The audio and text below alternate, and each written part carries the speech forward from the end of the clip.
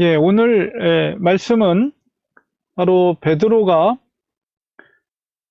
그 하나님의 말씀을 전하고 또 그 특별히 이제 어저께 말씀 속에서 아나니아 삽비라 사건을 통해서 백성들이 그리고 이제 온 교회가 그 이야기를 듣고 두려워하는 마음을 갖게 됐죠. 그래서 하나님께서는 이 베드로를 통해서 영적인 권능을 그에게 부어주시고 그에게 영적인 리더십을 부어 주셨습니다. 그래서 그를 통해서 놀라운 일들이 이루어지게 되는데 바로 그 초대에게 순전한 공동체 가운데 불순한 요소 아나니아 삽비라의 그 불순한 요소를 제거함으로 통해서 교회 확장과 하나님의 나라의 확장에 걸림돌이 되는 요소가 이제 제거가 됨으로 인해서 성령의 역사가 더 뜨겁게 그리고 활발하게 진행되고 확장되는 그런 결과가 이루어진 그 기록이 바로 오늘 본문 속에 나와 있는 기록들입니다. 그러니까 하나님의 나라가 더욱더 확장해 나가는. 그런데 우리가 앞에서 우리가 살펴봤던 본문을 우리가 이해하게 될 때 이 베드로의 사역의 확장, 초대교회 부흥의 역사가 단순하게 베드로의 능력으로 되어진 것이 결코 아니고 특별히 그 공동체가 하나님 앞에 기도했을 때 기도의 열매로서 하나님께서 응답해 주신 기도의 결과다라는 것을 우리가 이해할 필요가 있습니다. 그러니까 누가는 특별히 누가복음이나 사도행전도 마찬가지지만 굉장히 기도의 영성, 기도의 중요성을 처음서부터 많이 강조하고 있어요. 그러니까 성령 강림 사건도 역시 하나님의 일방적인 기름 부어 주심이지만은 그것을 위해서 120명의 문도들이 마가다락방에 모여서 그들이 했던 일이 무엇입니까? 기도에 전혀 힘쓰니라. 기도를 통해서 하나님의 성령 강림의 사건과 또 교회가 세워지는 사건, 이것에 교회 공동체가 기도를 통해서 하나님의 사역에 동참되었다는 사실이죠. 그리고 이제 오늘 기록되어 있는 베드로의 사건도 역시 처음에 이제 사내들인의 핍박이 있을 때 베드로와 요한이 교회 공동체에 와서 그것을 보고하고 그들이 오히려 간절히 기도하는 모습, 그 내용이 이제 우리가 4장에 있었는데요. 그 본문을 다시 한번 살펴보면 4장 29절에 31절에 그 사내들인에서 돌아왔던 사도 베드로와 요한이 그들에게 보고를 하고 그 공동체가 그 사실을 알게 됐어요. 복음을 전하는 일로 인해서 핍박을 받게 된 것. 그때 이제 그들이 했던 것이 무엇입니까? 기도하는 일이에요. 4장 29절에 주여, 그 공동체가 합심하여 기도합니다. 이제도 그들의 유협함을 굽어보시옵고 종들로 하여금 담대히 하나님의 말씀을 전하게 하여 주시오며. 이게 기도의 내용이거든요. 그들이 합심하여 한 마음으로 뜨겁게 그들이 기도했던 내용이에요. 그리고 손을 내밀어 병을 낫게 하시옵고 담대하게 복음을 계속해서 전하게 하시고 손을 내밀었을 때 병이 낫게 하시고 표적과 기사로 기사가 바로 거룩한 예수 그리스도의 이름으로 계속해서 이루어질 수 있도록 하나님 도와주시옵소서. 간절히 합심하여 통성으로 하나님 앞에 하늘을 향해 기도합니다. 성령의 강림 사건처럼 우리가 기도에 힘쓰며 하나님 앞에 기도합니다. 담대하게 복음이 전파되게 하소서. 손을 내밀 때 예수 그리스도의 이름으로 치유가 일어나게 하소서. 표적과 기사가 일어나게 하옵소서. 그때 빌기를 다할 때 모인 곳이 진동하더니 무리가 다 성령이 충만하여 더 뜨겁게 하나님의 말씀을 담대하게 전했어요. 바로 이 기도의 열매가 기도의 응답이 이루어진 사건이 바로 오늘 본문의 사건이라는 것을 우리는 이해해야 됩니다. 그렇기 때문에 기도라는 것이 특별히 저 기도는 개인 기도가 아니라 기도회 형식, 공동체가 모여서 하나님 앞에 합심하여 하나님 앞에 기도회의 모습, 합심하여 하는 기도의 모습, 전심으로 하는 기도의 모습, 그 기도를 하나님이 기뻐 받아주시고 기도의 응답으로서 바로 열매가 이루어진 기록이 바로 오늘 본문의 사건이라는 거예요. 그래서 그 열매가 믿고 주께로 나오는 자가 더 많으니 남녀의 큰 무리더라. 엄청난 또 많은 수의 무리들이 이 기도의 응답으로, 그리고 특별히 아나니아 삽비라 사건을 통해서 초대에게 불순한 것들이 제거됨으로 인해서 그 결과적으로 일어나는 현상이다, 이렇게 볼 수가 있습니다. 그래서 기도의 능력으로 사도들이 많은 표적과 기사가 일어났고, 또 솔로몬 행각에 모여서 그들이 모이길 힘썼죠. 특별히 성전에 모여서 하나님의 말씀을, 사도의 가르침을 받았어요. 그리고 나머지라는 것은, 13절에 있는 그 나머지라는 것은 믿지 않는 자들이죠. 감히 그들과 상종하는 사람이 없었다. 그들이라는 것은 사도들이죠. 특별히 베드로를 중심으로 한 사도들과 상종하다라는 헬라어 원어를 보면 클리오라는 단어인데, 글루라는, 오늘날 이렇게 칠하다, 글루, 이제 붙으다, 그것은 이제 서로 이제 친교하다, 그런 의미를 갖고 있는데, 그만큼 사도들을 두려워했다는 거예요. 가까이 범접할 수 없는, 두려워하고 경외하는 마음을 품게 됐고, 그 다음에 그럼에도 불구하고 백성들이 사도들을 칭송했다. 그러니까 그의 행적, 그 병든 자를 치유하고 여러 가지 표적과 이적을 통해서 그런 좋은 일들을 행하는 것을 통해서 백성들이 경외감을 가졌을 뿐만 아니라 그들을 칭송했다. 칭찬하며 그들을 정말 기뻐하고 노래했다. 이렇게 표현하고 있습니다. 그런 결과로 인해서 많은 사람들이 주께로 돌아오는 역사가 이루어지게 되었습니다. 그리고 그런 권능을 사도들에게 임하게 하심으로 인해서 그 예루살렘에 있는 많은 사람들에게 소문이 난 거죠. 그래서 병든 사람을 메고 거리에 나가서 침대와 요위에 눕혔어요. 그러니까 여러 가지 병든, 고질병들, 만성병들, 어떻게 할 수 없는 사람들이 그 사도의 권능과 기적과 표적의 소문을 듣고 길거리에 가족들이나 뭐 친구들이 그 환자를 데리고 나가서 혹시라도 베드로가 지나가지 않나, 지나갈 때 그 사도의 그림자가 그 병든 자에게 덮일까 바라고. 그러니까 얼마나 그 사도들의 권능과 능력을 그들이 믿었으면 베드로의 그림자만이라도 덮이면 그가 치유될 것을 믿었다는 것이죠.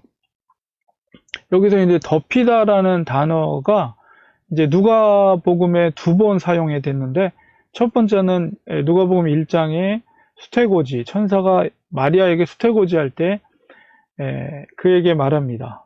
너에게 지극히 높으신 이의 권능이 너에게 덮일 것이다.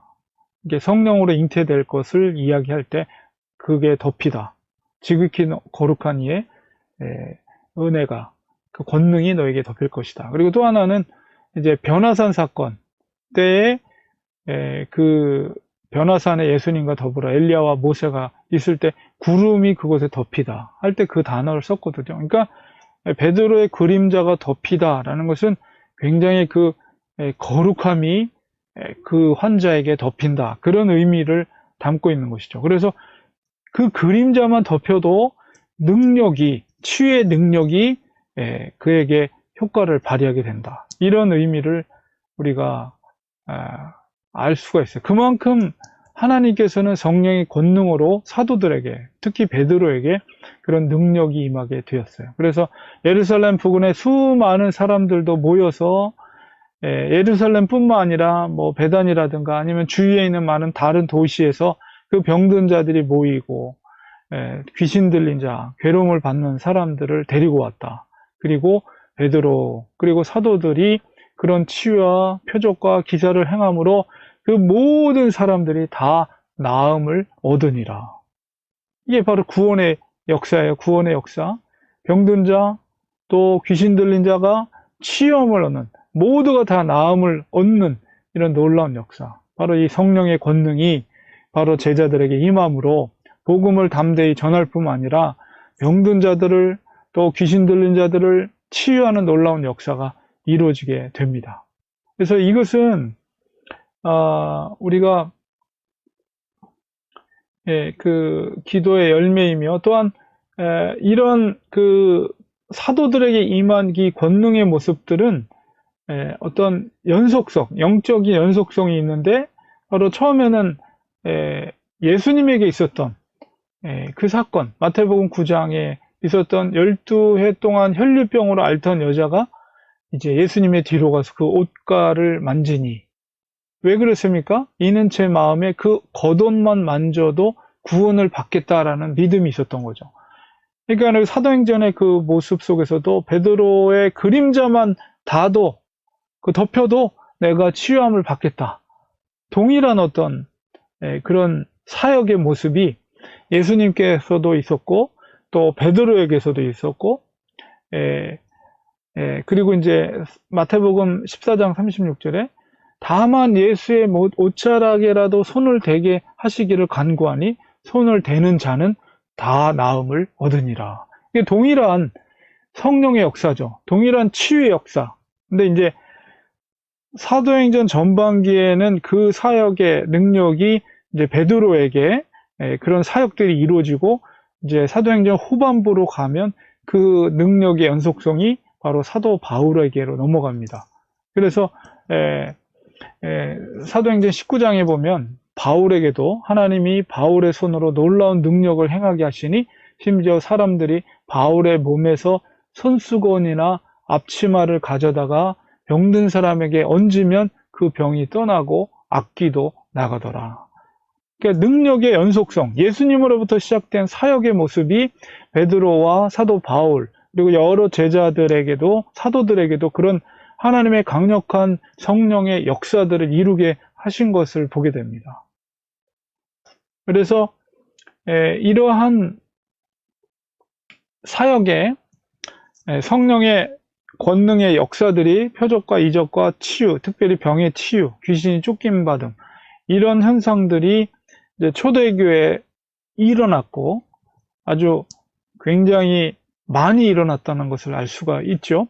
그래서 십자가에 돌아가신 예수님이 그분이 죽으심으로 끝난 것이 아니라 그분은 부활하셨고, 또한 역시 하나님의 아들로서 계속해서 그를 따르는 사도들과 제자들을 통해서 하나님의 그런 권능과 역사들이 계속해서 되어진다는 것을 일반 백성들도 목도하게 되고, 예수님이 과연 하나님의 아들이었다는 것을 깨닫게 되는, 그래서 결과적으로 그것이 말씀, 강력한 복음의 메시지와 함께 많은 사람들이, 많은 남녀들이 주님의 공동체 안으로 들어오게 되는 놀라운 부흥의 역사로 연결되게 되는 것을 우리가 보게 됩니다.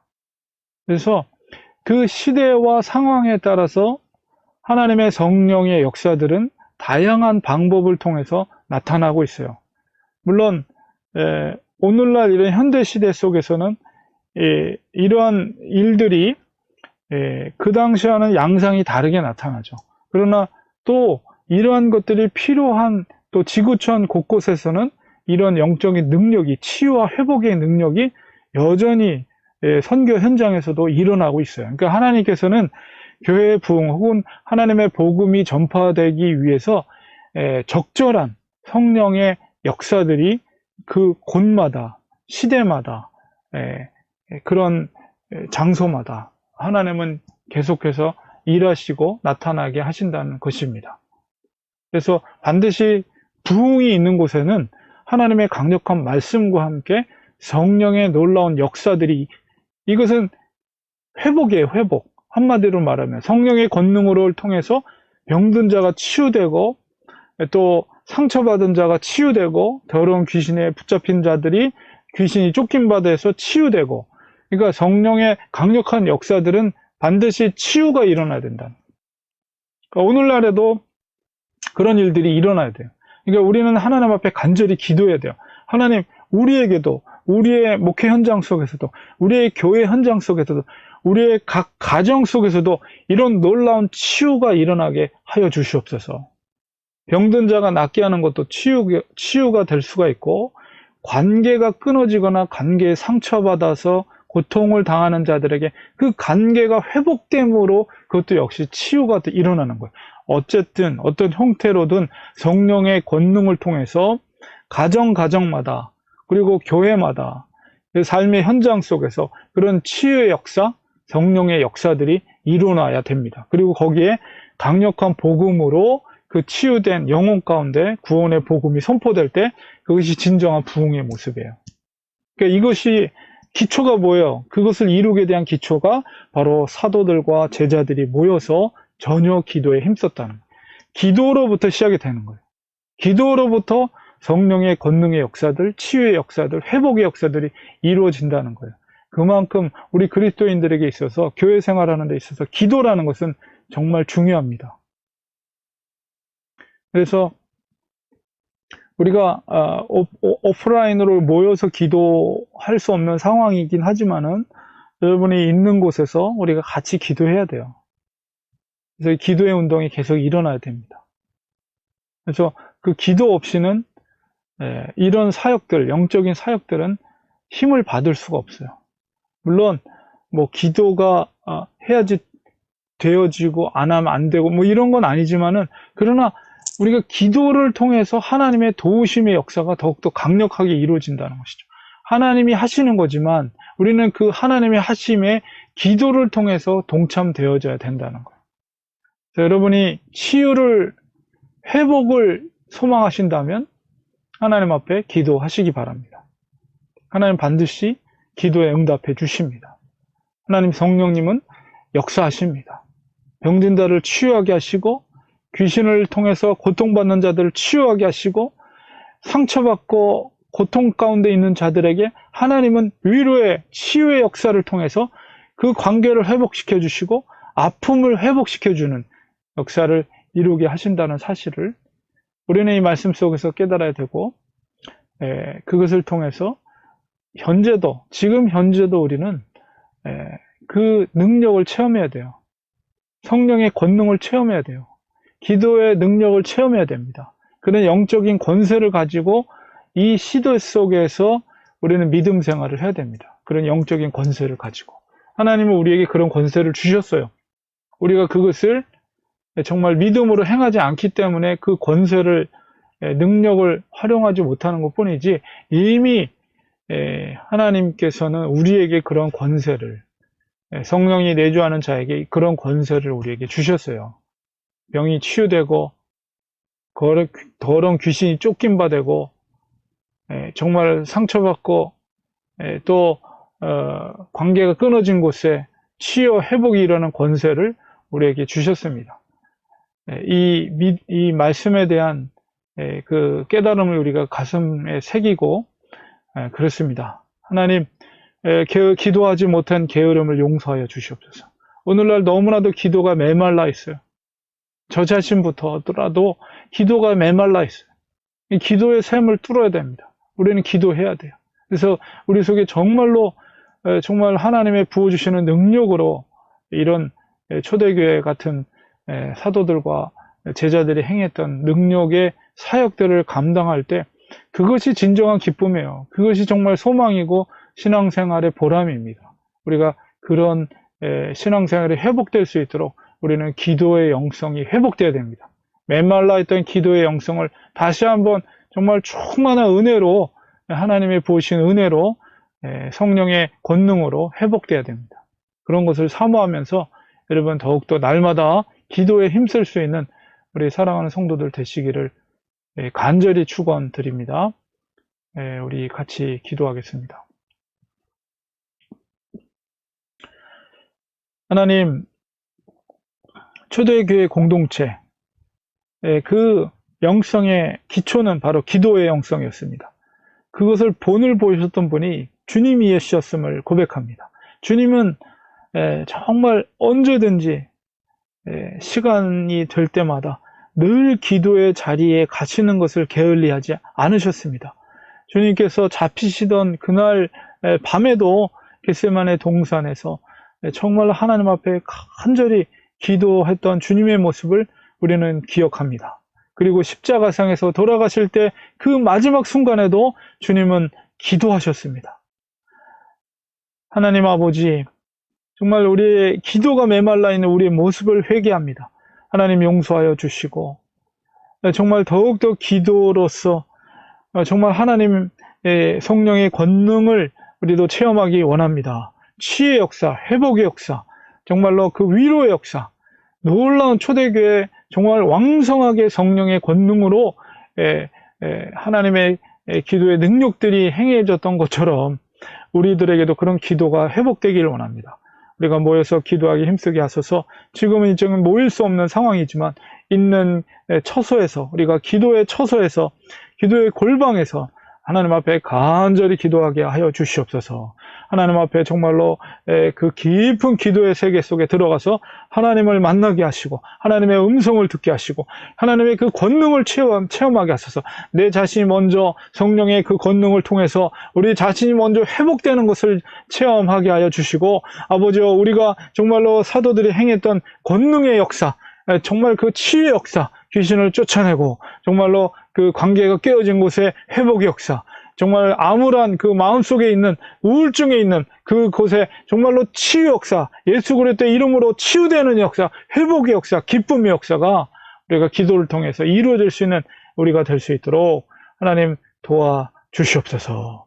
하나님 그 능력을 우리에게 이미 기름 부어 주셨음을 믿고 그 믿음으로 우리가 계속 기도의 자리에 사모함으로 나아갈 수 있는 우리들이 될 수 있도록 도와주시옵소서. 예수님의 이름으로 간절히 기도드리옵나이다. 아멘.